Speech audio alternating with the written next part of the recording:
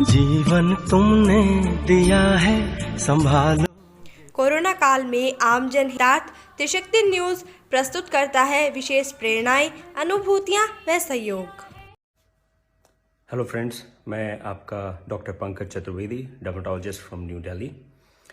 लेकिन आज मैं आपको स्किन के बारे में नहीं, कोविड-19 के बारे में कुछ बहुत ही इम्पॉर्टेंट इन्फॉर्मेशन दूंगा।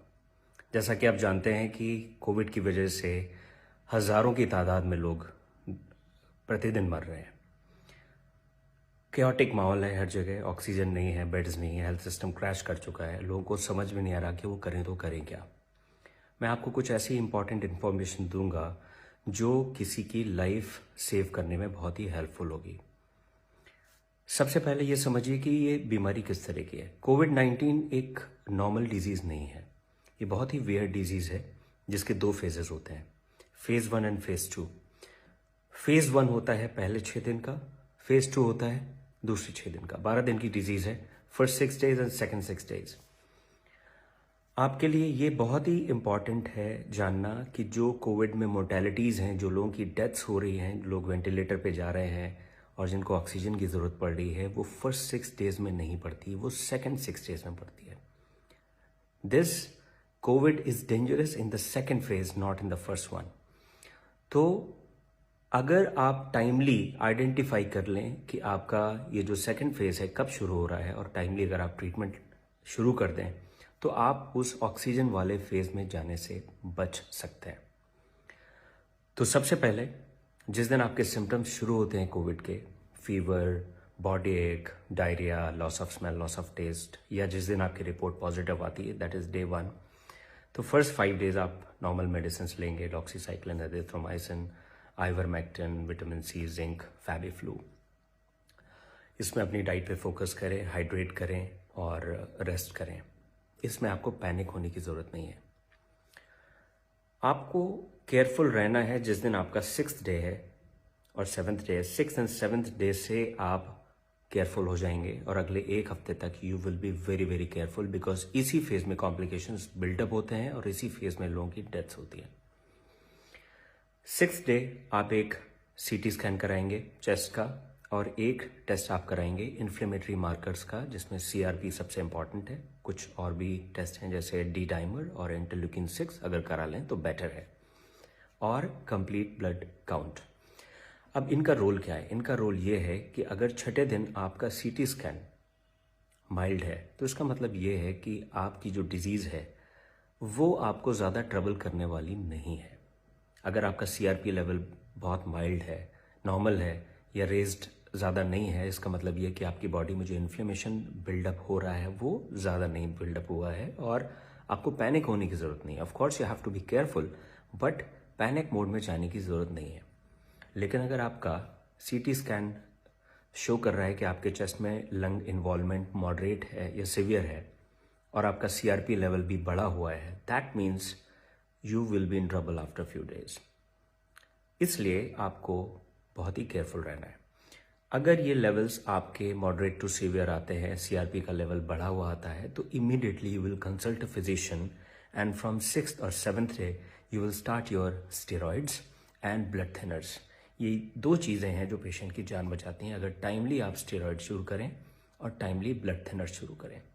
लेकिन इसका मतलब ये नहीं कि आप अपने आप को सेल्फ मेडिकेट करें, क्योंकि अगर स्टेरॉइड्स आपने फर्स्ट फेज में ले लिए, क्योंकि आजकल सोशल मीडिया पे और व्हाट्सएप यूनिवर्सिटी में बहुत सारे लोग ज्ञान देते हैं कि हाँ स्टेरॉइड्स बड़े यूज़फुल हैं, और जैसे ही पेशेंट्स की रिपोर्ट आती है डे 1 से वो स्टेरॉइड शुरू कर देते हैं। That is bad. अगर आपने स्टेरॉइड्स फर्स्ट फेज में लिए, they will be dangerous for you, because उस वक्त वायरस रेप्लिकेट कर रहा होता है और उस वक्त अगर आप स्टेरॉइड्स ले लें फर्स्ट 5 to 6 डेज में, दे विल बी हार्मफुल। तो जो भी मेडिकेशंस लेने हैं वो अपने फिजिशियन और अपने डॉक्टर की एडवाइस पे ही लेने हैं। तो 6th और 7th day are very crucial. अगर टाइमली आपने ब्लड थिनर्स एंड स्टेरॉइड्स शुरू कर दिए, आपके प्रॉब्लम में आने के चांसेस काफ़ी हद तक कम हो जाएंगे। अब मेजर इशू क्या है? हमारा कॉमन टिपिकल इंडियन माइंडसेट कि जैसे ही हमारा 5वें दिन फीवर कम होता है हमें लगता है वी आर फाइन, हम ठीक हो गए। शुरुआत के 5 दिनों में हम हर 3 घंटे में अपना ऑक्सीजन लेवल चेक करते हैं, लेकिन 5th डे जब हमारा फीवर नॉर्मल हो जाता है we throw away our oximeter, हमें ध्यान नहीं रहता कहाँ रखा हुआ है, and we forget to measure any kind of oxygen saturation, right?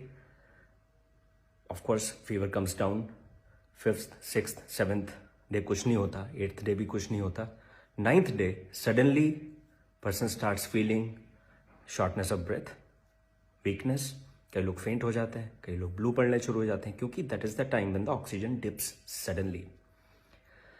Covid में एक मेजर इशू है हैप्पी हाइपोक्सिया। दैट मीन्स जब तक ऑक्सीजन सैचुरेशन 80-85 तक नहीं चला जाता, पेशेंट को फील ही नहीं होता, वो नॉर्मल रहता है। He starts doing his daily routine activities, उसको लगता है मैं तो ठीक हूँ, और उसको उस वक्त अगर कोई बताता भी कि आप मेडिसिन ले लो, उसको लगता है कि क्या बता रहा है मुझे, because I am perfectly fine, why should I take medical care, because I don't feel anything. But that is the time, if you check, lot of people, they have subclinical hypoxia. Their oxygen saturation is 90, 85, sometimes 80, but they're doing perfectly fine. But that is the time when we have to be very, very careful and the person needs medicine. Because उसके बाद का जो phase है जिसमें oxygen saturation और down जाता है, there is sudden deterioration of the patient. उसके बाद ऑक्सीजन की जरूरत पड़ती है, then you start panicking कि ऑक्सीजन सिलेंडर मुझे चाहिए, मुझे ऑक्सीजन चाहिए। We know that we are having short supply of oxygen. Oxygen demand बढ़ी है. Overnight we can't produce 20 times, 50 times more oxygen. No country can. So after 6th day, you will check your oxygen saturation every 2 hours. हर 2 घंटे पे आप अपना oxygen saturation check करेंगे। कैसे check करेंगे? Right hand, या अगर आप लेफ्ट हैंडेड पर्सन है तो आपका लेफ्ट हैंड, उसकी मिडिल फिंगर, और वो भी तब जब ये मूव ना कर रही हो। तो इसको आप स्टेबल पोजीशन में रखेंगे, ऑक्सीमीटर लगाएंगे और कोशिश करेंगे कि इसमें कोई मूवमेंट ना हो। उस वक्त आप अपना ऑक्सीजन सैचुरेशन चेक करेंगे। उसके बाद आप वॉकिंग पोजीशन में भी अपना सैचुरेशन चेक करेंगे, जिसको बोलते हैं 6 मिनट्स वॉक टेस्ट। आप ऑक्सीमीटर लगाएंगे, 6 मिनट्स के लिए वॉक करेंगे और उसके बाद देखेंगे कि आपका ऑक्सीजन सैचुरेशन कितना है। इट शुड नॉट फॉल 5% और मोर देन दैट। अगर आपका ऑक्सीजन सैचुरेशन वॉक करने के बाद 5% डाउन जा रहा है, that means your lungs are affected and you have to be extremely careful and seek medical attention. अगर आपका बैठे हुए ऑक्सीजन सैचुरेशन 90 आ रहा है, लेकिन आप वॉक कर रहे हैं उसके बाद वो 85 हो जाता है, that means your lungs are affected. तो इस चीज का भी आपको बहुत ध्यान रखना है। आशा हमें है, विश्वास है, हर मुश्किल से विधाता निकालोगे तुम। जब आप स्टेज में पहुंच जाते हैं तो ऑलरेडी डैमेज हो चुका होता है, काफी हद तक रिकवर होने के चांसेस 50-50 होते हैं। आप बच भी सकते हैं, आप नहीं भी बच सकते हैं। तो आपको उस स्टेज में पहुंचना नहीं है। You have to prevent that situation and you can only prevent by identifying the timeline of COVID and taking proper measures right from day 6 or day 7, right? If you'll do that, most probably you will sail through, most probably आप बच जाएंगे और अपने आसपास जो भी आपके रिश्तेदार हैं, जो भी आपके फ्रेंड्स हैं, फैमिली मेम्बर्स हैं, उनको भी आप बचाने में हेल्प करेंगे। फ्रेंड्स, ये जो वक्त है, ये जो समय है, वो है एक दूसरे की हेल्प करने का। मैं एक डर्मेटोलॉजिस्ट हूँ, but still I am making this video so that I can make you aware. Most of the people who are suffering right now, they're suffering because they couldn't take timely measures, क्योंकि उनको पता नहीं था कि problem 6th-7th day से शुरू होती है।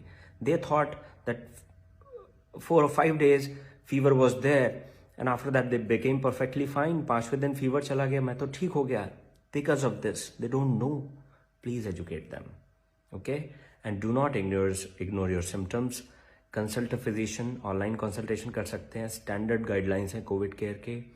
एंड पैनिक में ना रहें। अगर इन चीज़ों को आप फॉलो करेंगे, most of you will be fine. Take my words. Thank you. जीवन तुमने दिया है, संभालोगे तुम।